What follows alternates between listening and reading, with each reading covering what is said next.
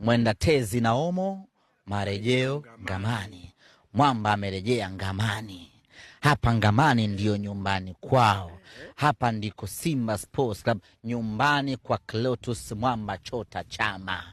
Alikopita kwingine huko alipita tu, lakini amerudi kwenye maisha yake. Ndege amerudi tunduni, yani kila kitu kimerudi katika mahala pake.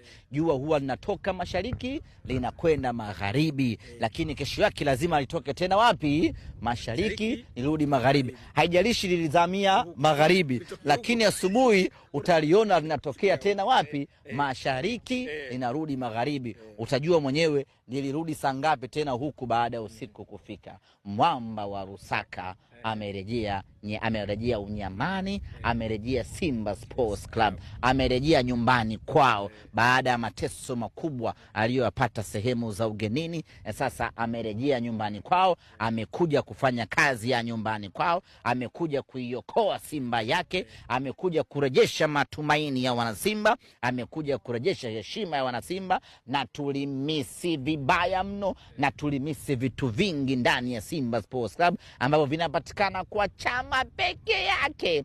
Hakuna sehemu nyingine yoyote unaweza ukapata vitu vya Chama vinapatikana. Subiri kwanza, unanikata mzuka, unanikata na yajua yote hayo. Hakuna sehemu nyingine yeyote unaweza kupata vitu vya Chama zaidi ya kwa Chama mwenyewe. Amekuja, aliondoka na vitu vyake, na bahati nzuri ni kwamba hakuvionesha alikoenda. Sasa amerudi Simba Sports Club, amerudi na vitu vyake, anakuja kuvionesha hapa ndani ya Simba Sports Club. Raha imerejea Msimbazi, imani imerejea Msimbazi, matumaini yamerejea Msimbazi, Chama amerejea Msimbazi, kila kitu kimefurahi ndani ya Msimbazi.